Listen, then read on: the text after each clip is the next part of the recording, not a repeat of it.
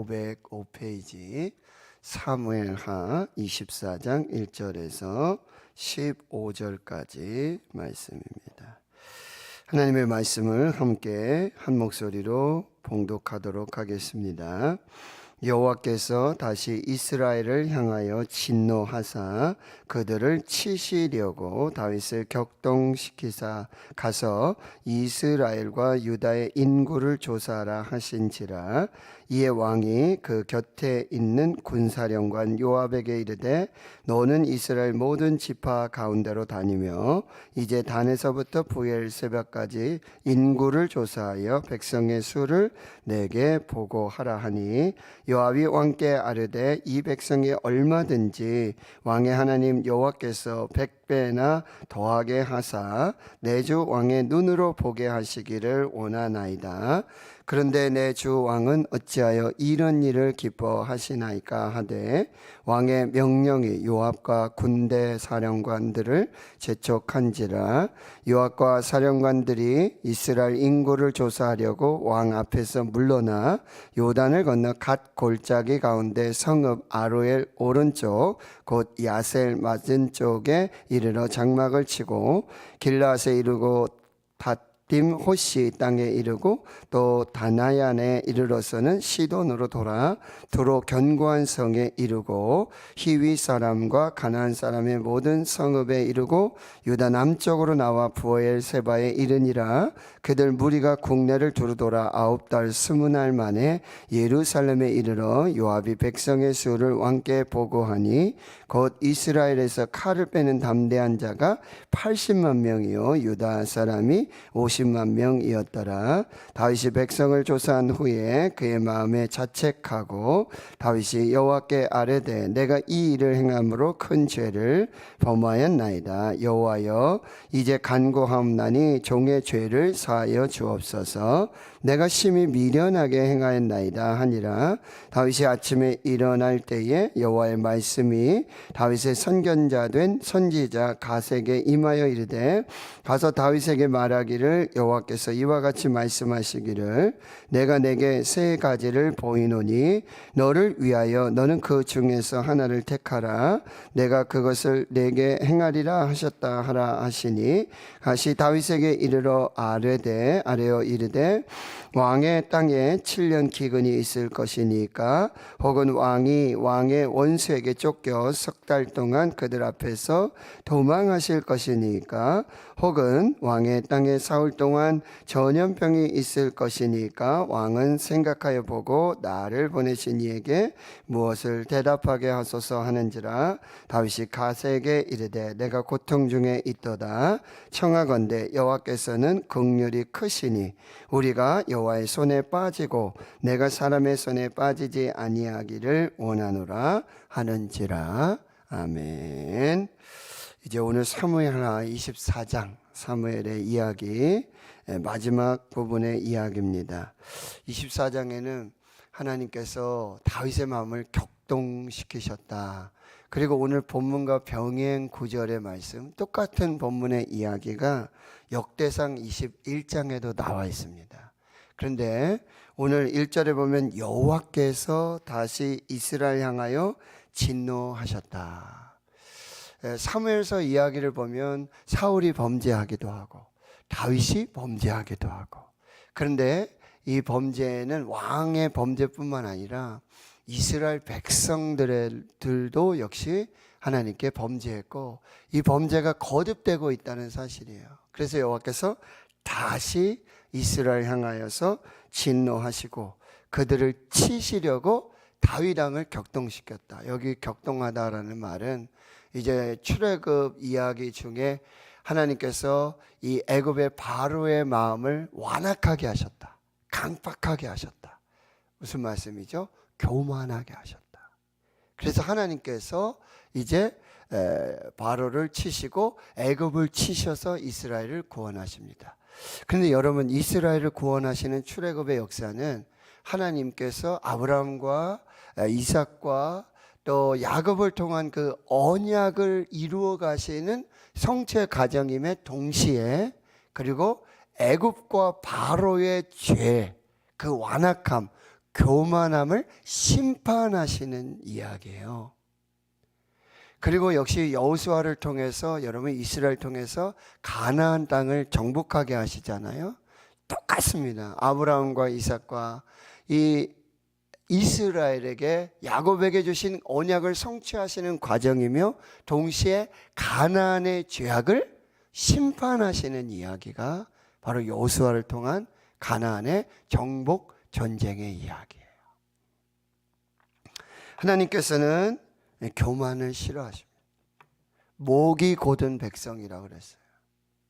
하나님 그걸 반드시 심판하십니다. 1절에 다시 보시면 다윗을 격동시켰어요. 그리고 이 역대상 21장에 보면 사탄이 그 마음에 역사했다 이렇게 표현하고 있어요. 사탄이.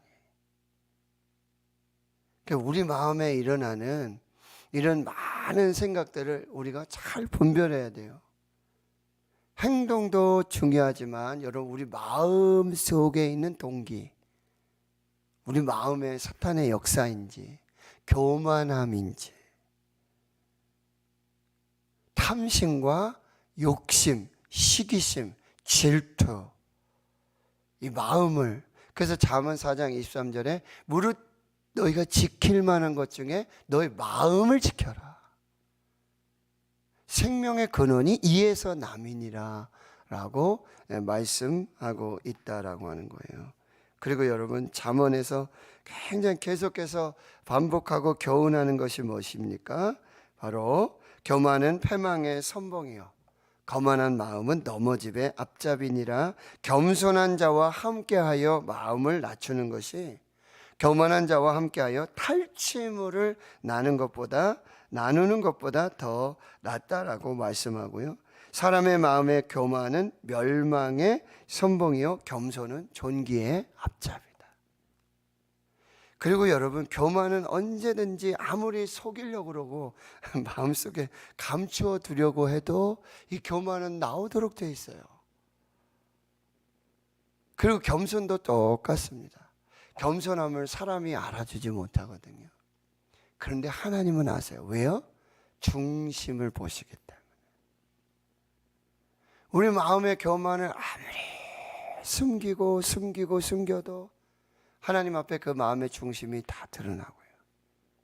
겸손함은 사람이 아무리 몰라주고 드러나지 않더라도 하나님이 결국은 그 겸손함을 드러나게 하셔서 그 겸손에는 보응을 주신다. 잠언 22장 4절에 겸손과 여호와를 경외함의 보응은 재물과 영광과 생명이니라. 여호와를 경외하고 겸손한 것을 하나님 반드시 갚아주시는데 뭘로요? 재물로 갚아주시고 영광으로 갚아주시고 생명으로 반드시 갚아줘요. 교만도 반드시 하나님이 심판으로 갚으시고 겸손도 하나님 앞에서 반드시 하나님의 보응으로 나타나게 된다라는 사실. 그래서 가서 이스라엘과 유다의 인구를 조사하라. 그 마음의 동기들을 우리가 잘 살펴서 2절에 보면 왕이 그 곁에 있는 군사령관 요압에게 그것을 명령하는 것을 보면 알 수 있어요. 여러분 인구조사의 가장 큰 목적 중에 하나는 뭐죠?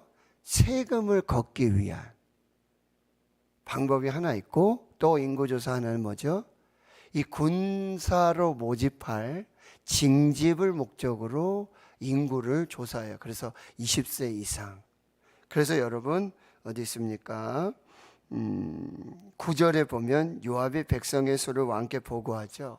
이스라엘에게 칼을 빼는 담대한 자 20세 이상의 이 군대로 모집할 수 있는 전쟁에 나갈 수 있는 그 사람들을 80만 명 확인하고요. 유다 사람이 50만 명이다.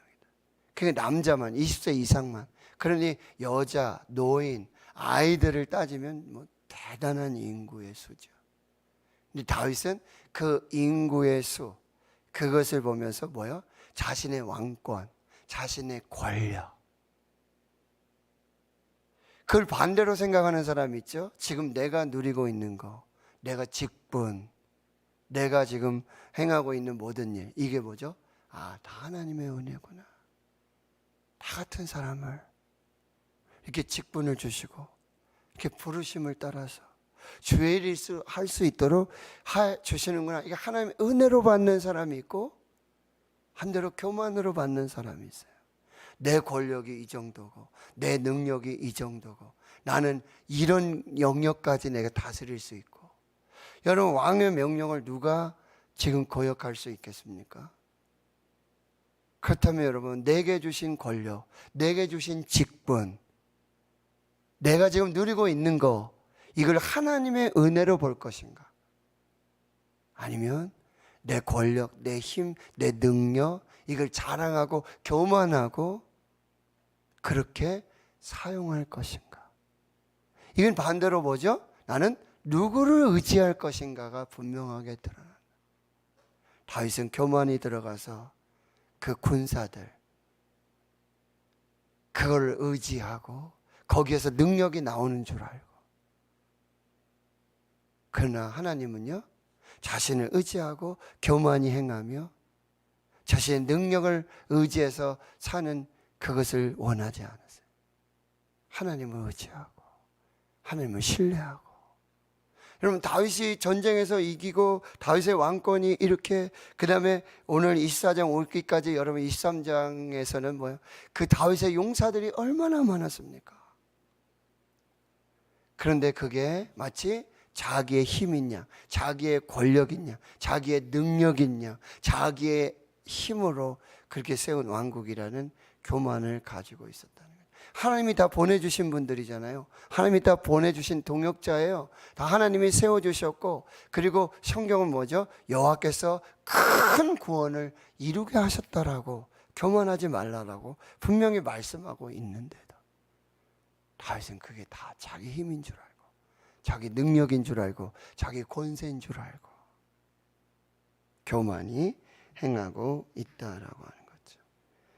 2절, 왕이 그렇게 명령하죠. 요압에게 너는 이스라엘 모든 지파 가운데로 다니며, 이제 단에서부터, 단은 이스라엘 북부 최북단, 그리고 브에세바는 남단.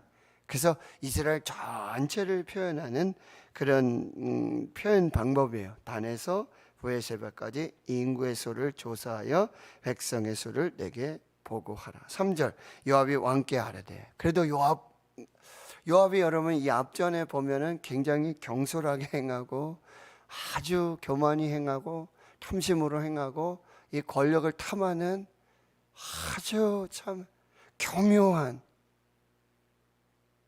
용이 주도한 그런 요압의 모습이었잖아요. 여기서는 그래도 이 왕께 충언을 하는 그런 충신의 모습을 보여주죠. 왕이시여, 지금 왕의 백성이 얼마가 있든지 그 수가 중요합니까? 그 수가 능력입니까? 그 수가 권력입니까? 왜 숫자를 세시려고 하십니까? 왜 교만하십니까? 이렇게 얘기하고 있는 거잖아요. 왕의 하나님 여호와께서 100배나 더하게 하실 수도 있지 않겠습니까? 그 사람의 수가, 그 병력의 수가, 그 숫자가 능력입니까? 권력입니까? 왕권입니까? 그렇지 않습니다. 하나님 주신 은혜입니다 하고 충언을 하고 있죠. 내 주 왕으로 그것을 보게 하실 것인데 어찌하여 교만히 행하십니까?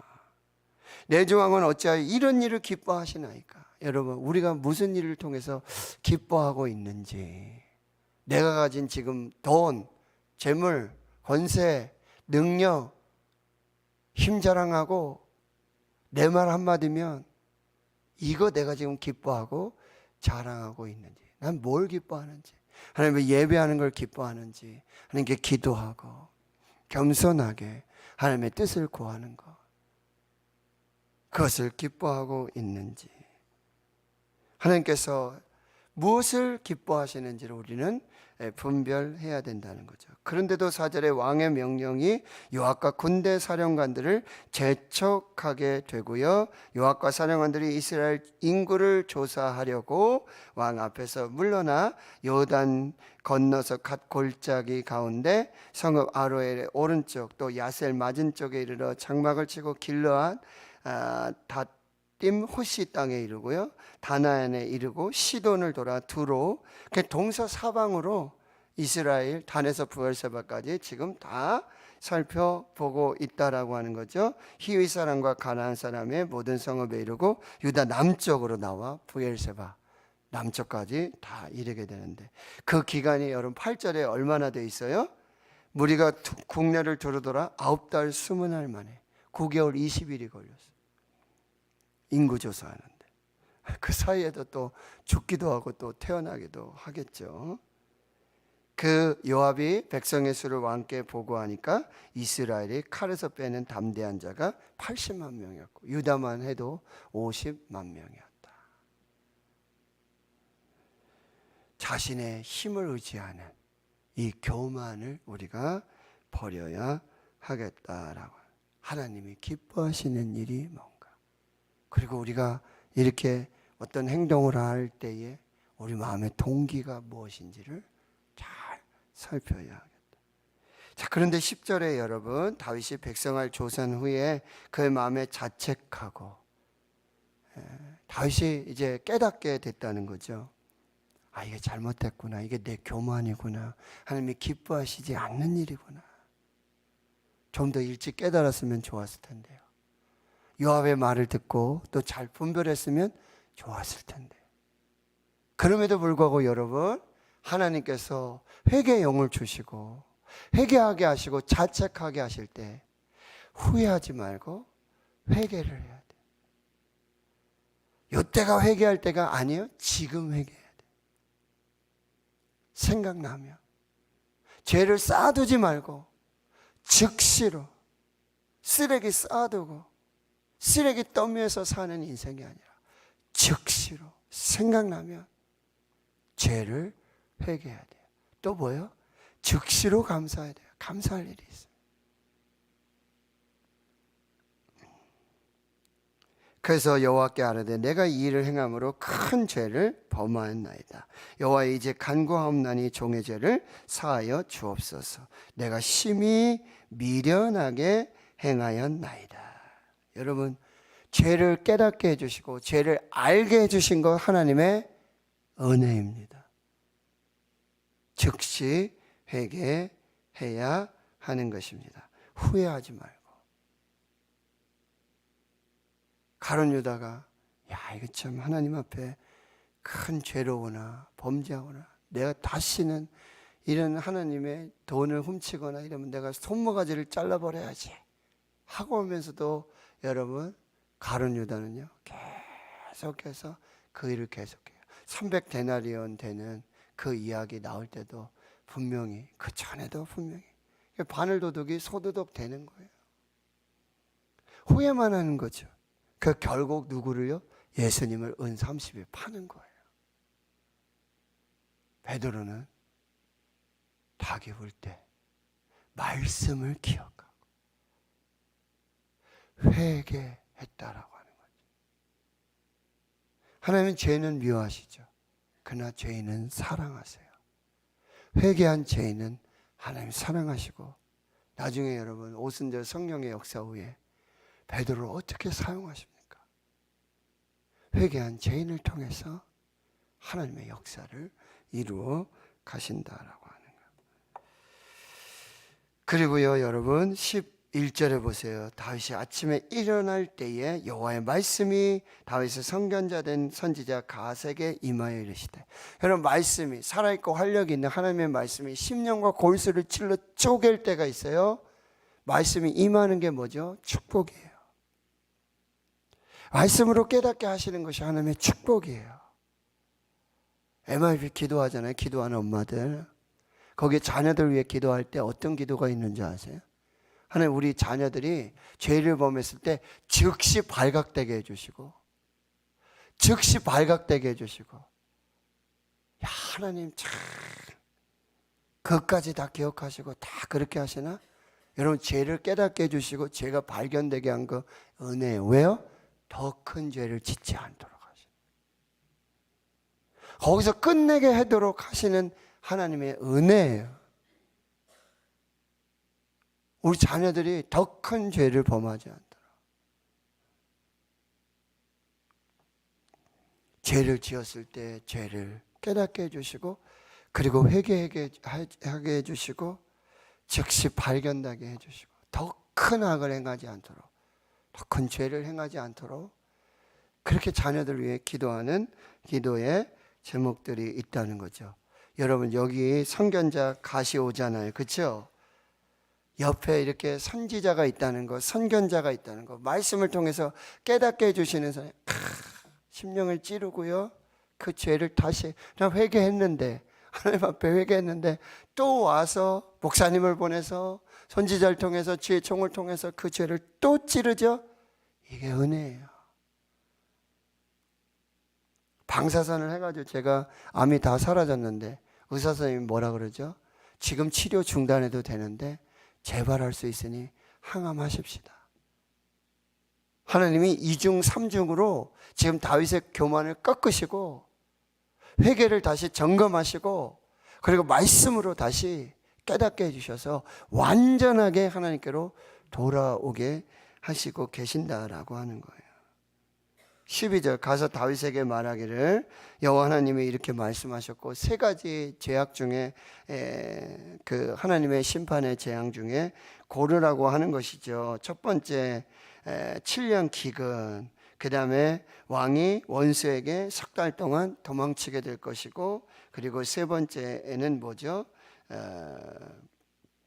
사흘 동안 전염병이 돌도록 하라. 여러분, 하나님의 징계요, 축복입니다. 히브리서 13장에 하나님은 사랑하는 아들에게 징계하세요. 징계가 없으면 사생자요, 아버지도 없고, 아버지께서 징계하시는 거, 부모님이 징계하시는 거, 하나님이 징계하시는 거, 하나님의 은혜입니다. 그러나 여러분, 우리가 모든 것이 다 하나님의 징계는 아니죠. 뭐 암에 오고 뭐 좀 사업이 안 되고 뭐 좀 어려운 일이 나가면 우리가 다 죄로 받아서 바리새인처럼 다 죄의 결과로, 그거는 아니에요.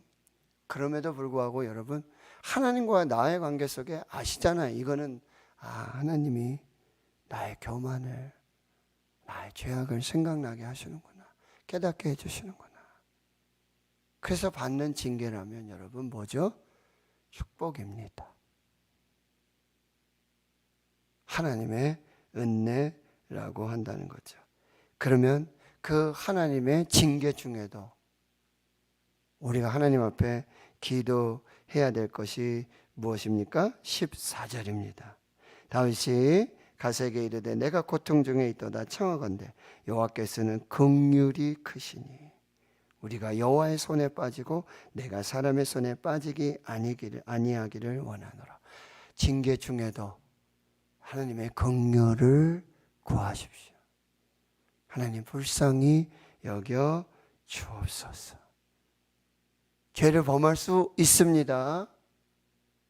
회개하시고 깨닫게 해주셨을 때 다시 하나님께로 돌아가게 하시고, 여러분 죄의 결과가 얼마나 큰지, 여러분 이 세 가지 중에 뭐 그 중에 조금 경한 그런 재앙이라는 게 아니에요. 다 힘들어요. 다 어려워요. 그럼에도 불구하고 다윗은 하나님, 내가 주께 범죄했습니다. 그러나 그 중에서도 하나님의 긍휼을 베풀어 주십시오.